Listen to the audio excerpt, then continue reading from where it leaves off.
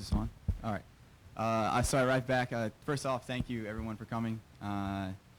Like she said, social media, first off, since I just got home, my social media, my phone has barely stayed charged since the race. It's been great. From Akron, from Ohio, from home, from the entire U.S., it's amazing the support.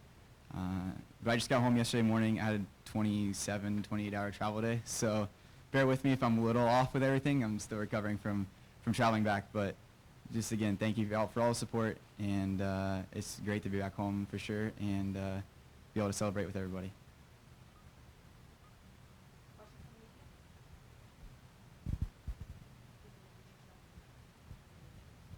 Marla Ridney, our Beacon Journal, congratulations. Thank Just wondering, are you going to race again this year? I'm just wondering, where do you go from here? Yeah, so I have a race September 3rd in New York, the 5th Avenue Road Mile, and then following that, I plan to travel to Europe to race. We're finalizing the race plans in Europe, so for sure September 3rd in New York, and then following that, still trying to finalize plans for after that. Possibly 2 in Europe, so possibly 3, but for sure 1 right now. Hey, Clayton, it's Mike Popovich from the Repository in Canton. Congratulations to you. How long did it take for it all to sink in, what you accomplished that night in Rio?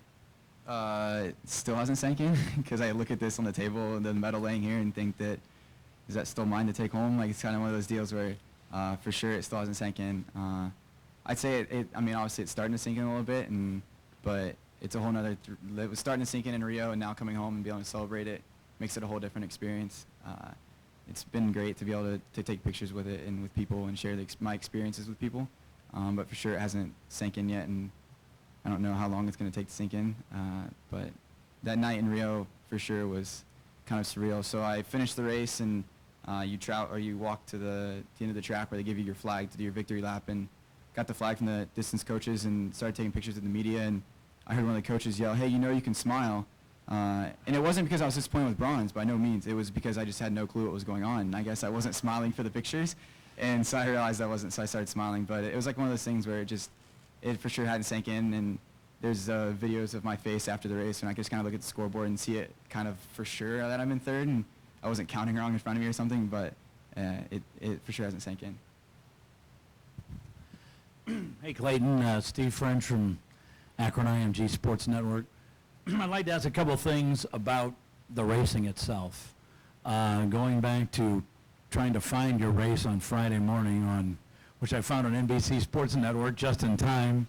You got jostled a couple times and then had to wait because of time. What was that period like with that race and then all the other heats coming after that? Yeah, so the race was a little interesting. I drew the lane 1 draw, and the goal was try to get to the outside of the race, and I was able to do that.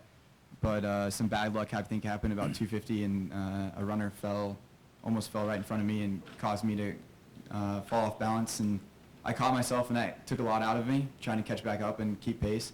And then at about 450 meters, there was another incident where I kind of got knocked back to the back again.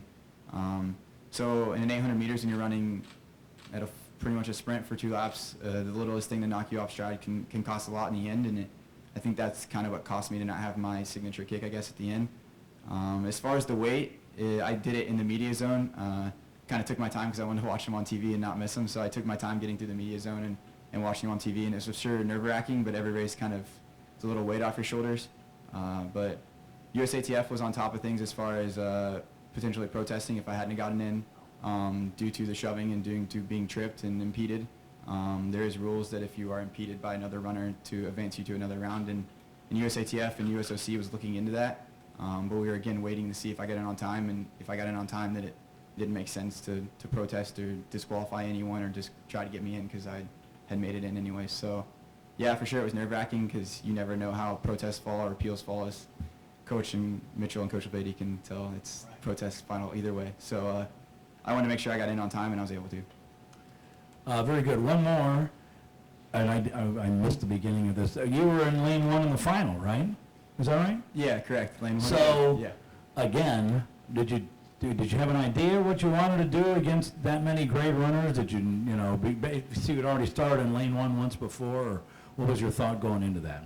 Yeah, so the final was a similar thought process of try to give myself a little wiggle room, but we wanted to stay more towards the inside this time. We knew that the race wasn't going to be as slow as what the prelim was. We went out probably close to 3 seconds faster and for the first 200 than what we did in the prelim, which is extremely fast for a 200. So the race was going to be strung out a little more. There's going to be a little more room. And also at that level, when you're trying to run 143, 142, again, the littlest bump costs you a lot more than when you're running 146. So everyone in that race knows that a bump costs you and that there's a lot less bumping when you get to that level. And the guys don't want to mess up their race, and they don't want to mess up your race. They want to make it as fair and as smooth as possible. So we weren't worried about pushing and shoving in the final, but again, we wanted to keep our race plan. So.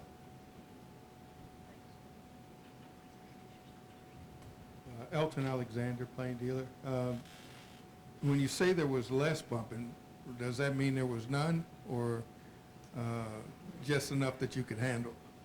No, there was some bumping. I think about 400 meters, there was a little bit of jostling, and then again with 200, Boris, the other 800 meter, the other U.S. and I kind of got a little bump, but it was nowhere near what the prelim was as far as tripping and falling. It was more or less just like, hey, I'm here, like put your hand on it, kind of. But there was no bumping or shoving like the prelim. Never knew that. Last one. Can you take us through your last lap? Because you still had to make up some ground on a couple guys. Yeah, so I kind of saw the clock at 200 and saw it was fast and could feel it was fast race. And at that point, I ignored the clock after 200 meters. And so I had no clue during the race what we went through 400 meters in. And I didn't care at that point. I knew that I felt good.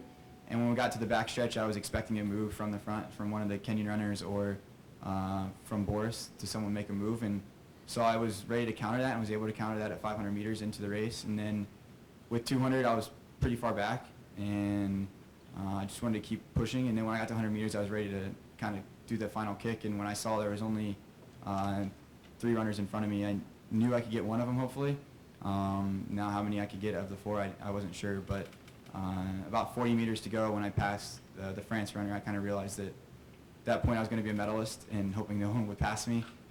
But it sounds simple to say, but the last 100 meters really is just about telling yourself to run fast. You're mentally drained when you're at that point and physically drained, so you have to keep things simplified in the 800. And for me, it's simplified as getting your feet down faster and run as fast as you can through the line. So just telling myself that and trying to run all the way through the line so no one will pass me. I'm just curious, if it would be me, I'd be wearing that bronze medal all the time. I'm wondering why it's laying there. Because it's really heavy. And it's not, yeah.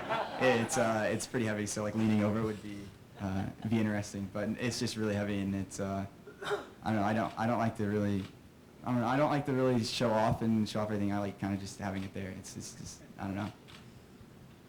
And Coach Mitchell, I just wonder, obviously I would assume it's going to help recruiting. Have you heard from any messages on your answering machine when you got back from Rio?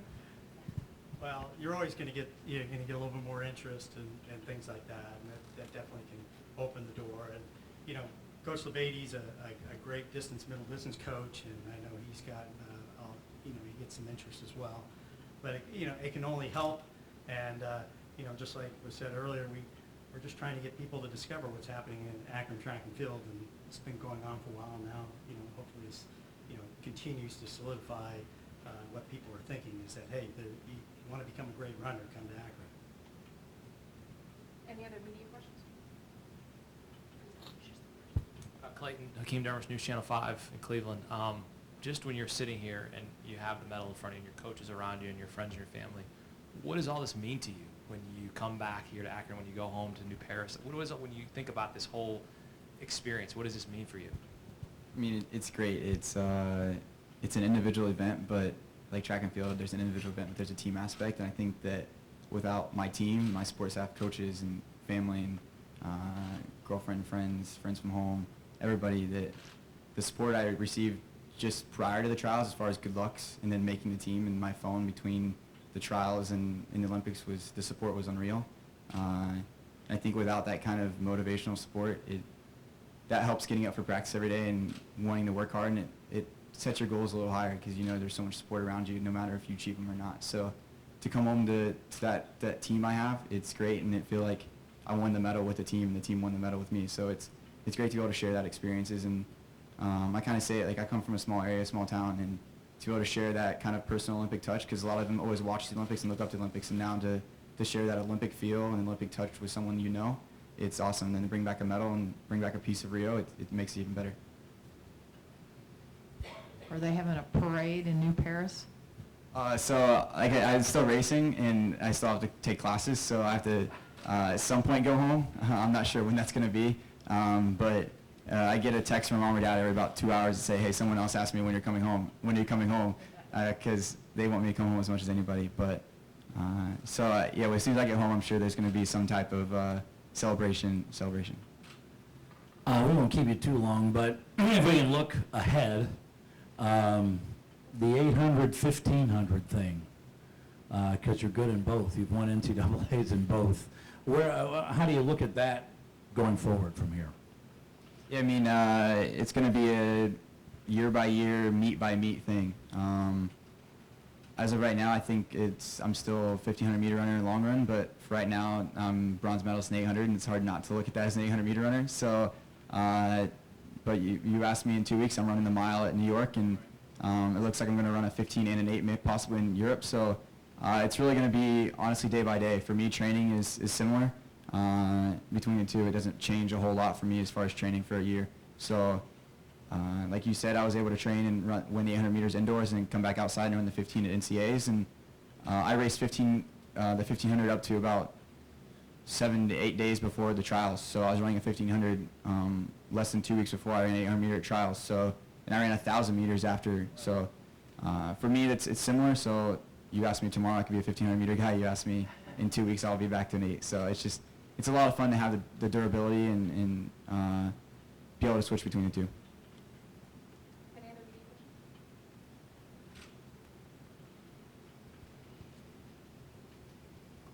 I'm Scott Nixon, GoZips.com.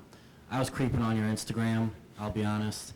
And at one point, there was pictures where you only had a couple hundred likes, but then you got up to a couple thousand, and your followers just start to grow. Yeah, obviously, you had the bronze medal. Did you expect that kind of impact? Because you said your phone was blowing up constantly. Did you expect just the hype throughout America?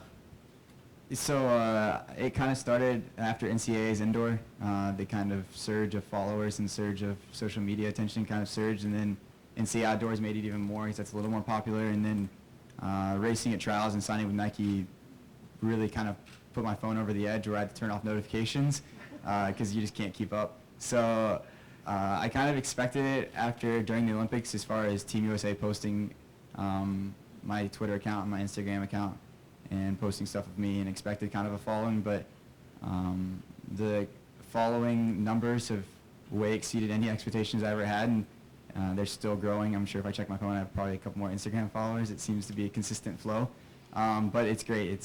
I love sharing my experience with people and sharing my story, and the more people I guess that I can share it with, it just makes it even more special. Any other? Last one. Ron Hammy for GoZips.com as well. On the broadcast, we saw you interacting with Rashida a little bit. Did he give you any advice going in or try and calm your nerves at all? So 800 meter runners are a little different than everybody else. I think we're some of the most laid back guys before a race. It's more or less we're sprinters, I guess. A lot of people look at us as sprinters, and sprinters are a lot more quiet, don't talk to each other, and focus on what they have to do. But an 800 meter group, you're a sprinter, but then you're racing people not in your lane, so you're bumping and shoving and pushing. So it's kind of a tight-knit family, 800 meter group is. And before the race, we were talking, and you get a new bib.